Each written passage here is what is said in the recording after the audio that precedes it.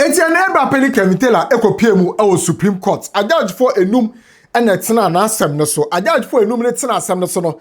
Na de saba be Kevin Taylor for arrest warrant 1. Kevin Taylor sha arrest warrant 41. Aha Gossip 24. Mesro, so be me a subscribe button so na wa click the notification icon so na that ma follow ye.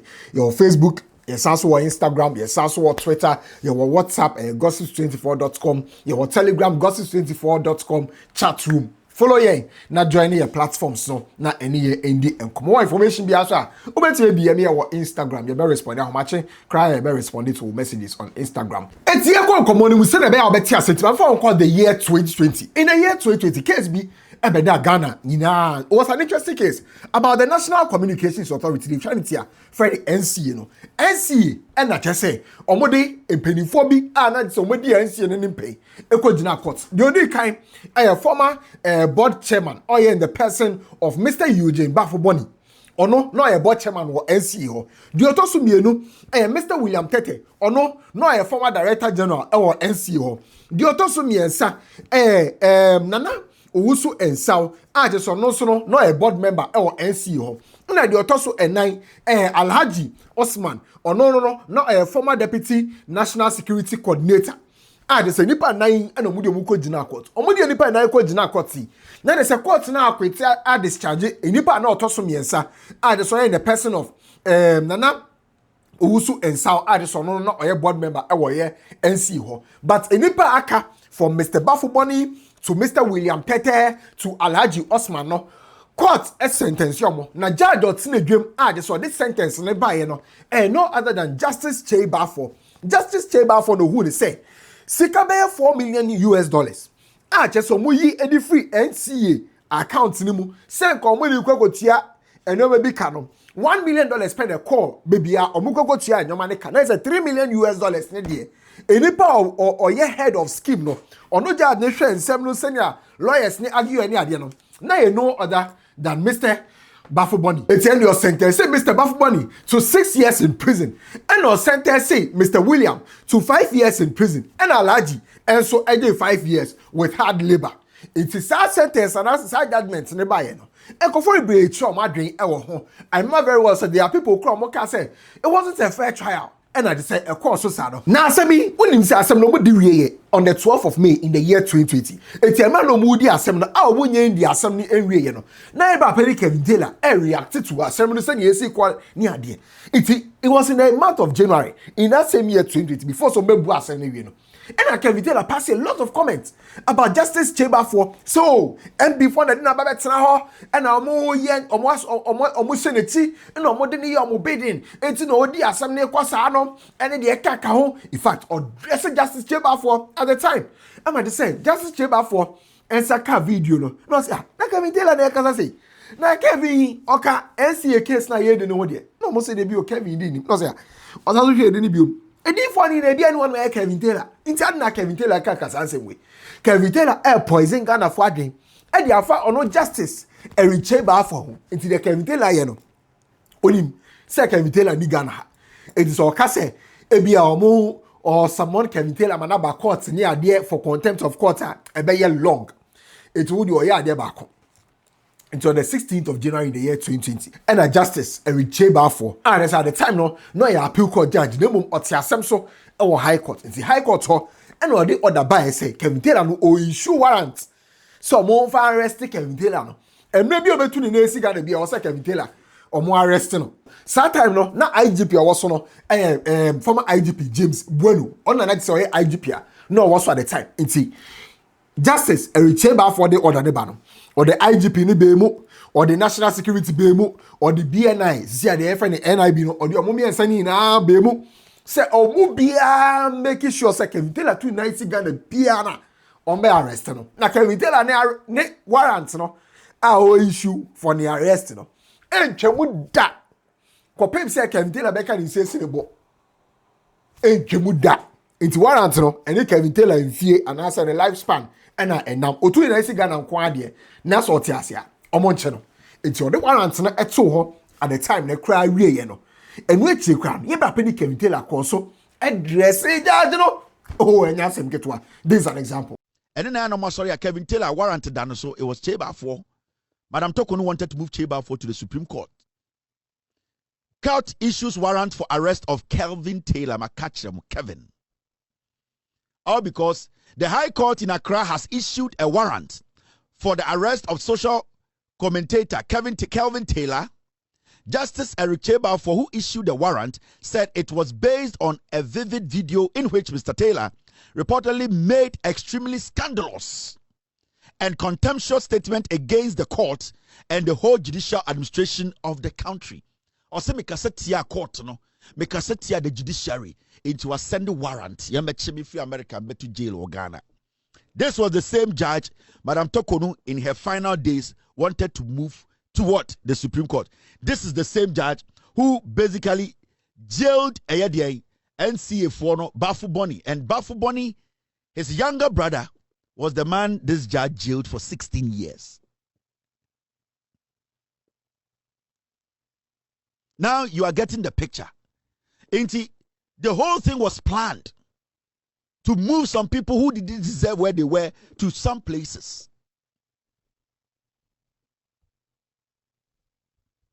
Now, do you get the picture? And it's not MPP people were so excited. Oh, Kevin Taylor, Chebalfo has put Kevin Taylor, a warrant on Kevin Taylor, this guy. I came to show Chebalfo and his girlfriend's picture on my show. A young girl that he was sleeping with. If you don't know Chebalfo, let me show you the face of Chebalfo. I have his picture, him and his girlfriend, the Legon girl, and some other girls. I have some other pictures. This Judge Chebalfo. He said he sent a warrant after me.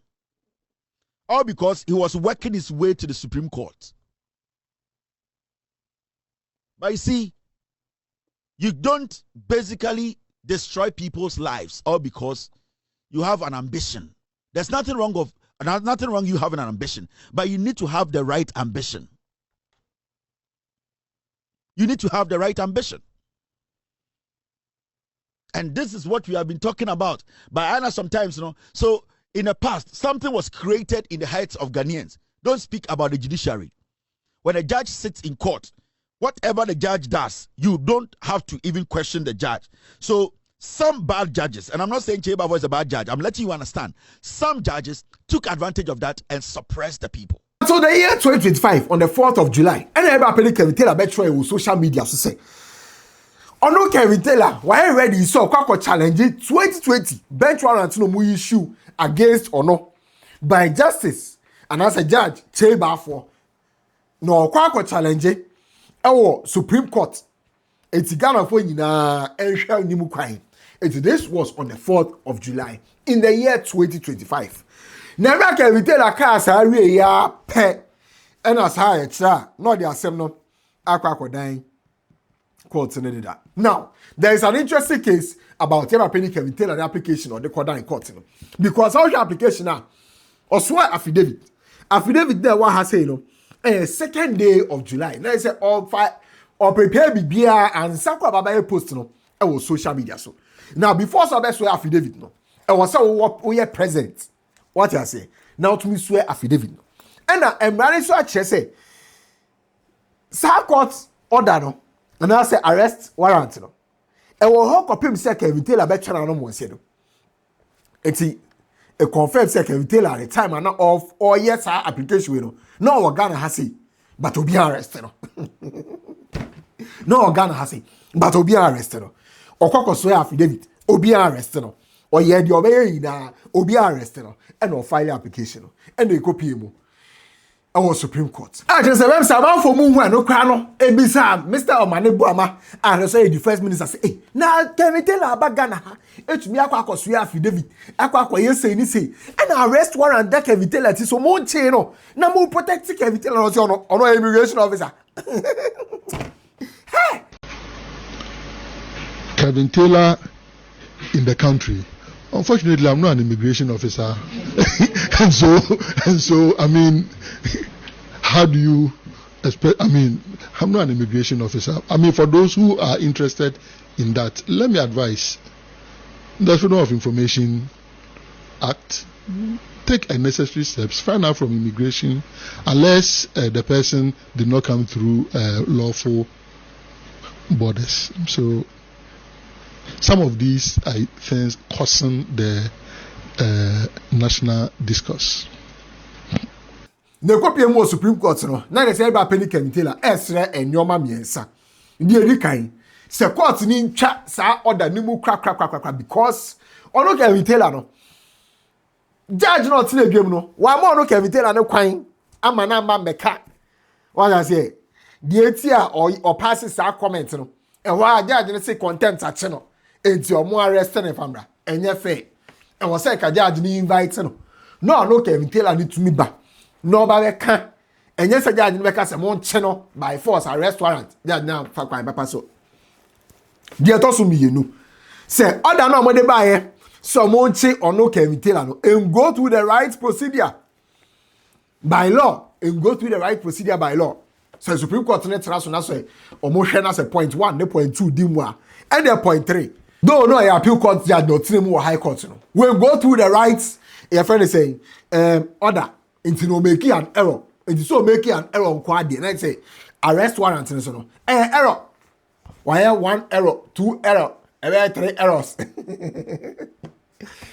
if the judge no a mistake it is any say Supreme Court jituma omo twen fama no it ene Supreme Court a judge for enum and etina ba Penny Kemintela asem no so.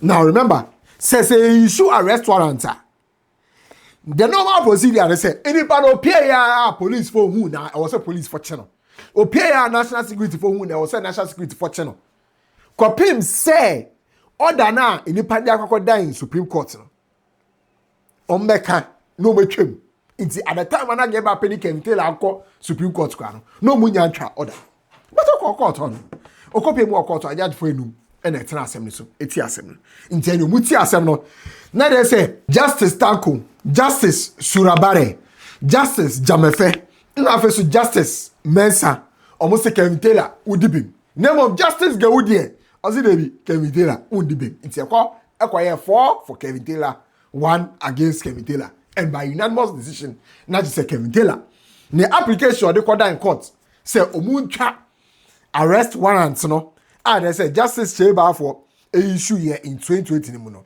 na the Supreme Court ajatum nti samedia arrest warrant bia ni o enfa ma Kemintela nti ona anti court no and no video and now who was screen so no credit to GH1 and have it Star FM na say Kemintela di pay now reason a judge for no ema eni nyina and say dey kan kra judge no a che say Kemintela e kan no asem no ono ananim and omode sa your friend say arrest warrant any contempt asemi e ja so ekokopi e dey na che say judge no tena Kemintela contempt asem no so contempt of court asem no so a e ga asem ni bedimu say judge ni betumi e dey ademu fan di asem no maybe because judge na kasa no dey Kemintela kan na aha no and to say Kemintela besa so be pure sa judge na nim dey nka contempt no enye fair to the rule of law enye fair nti no mu ne say arrest warrant no say judge ne say omonko che Kemintela